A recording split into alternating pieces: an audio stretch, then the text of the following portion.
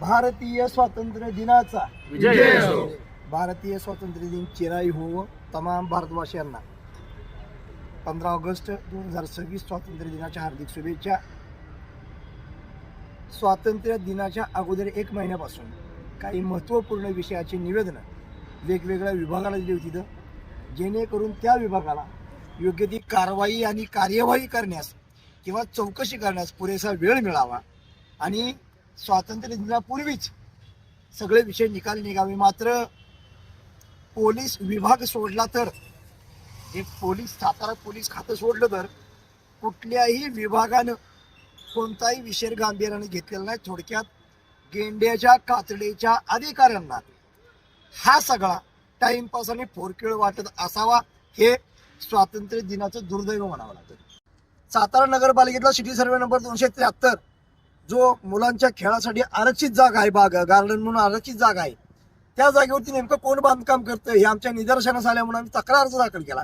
तक्रार अर्ज प्रत्यक्ष मी माझ्या नावाने केला।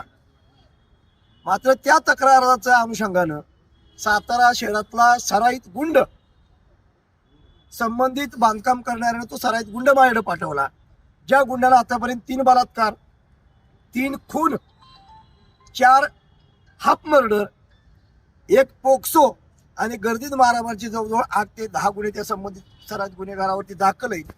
त्या गुन्हेगाराला माझ्याकडे पाठवून मला 4था खून करण्याची खुलेआमपणे धमकी दिली हॉटेलमध्ये, आणि त्या सराईत गुंडानं दमदाटीने त्याच्या फोनवरनं संबंधित व्यक्तीशी बोलायला लावलं। त्यावेळेला संबंधित व्यक्ती हा प्रवीण पाटील हे स्पष्ट झालं।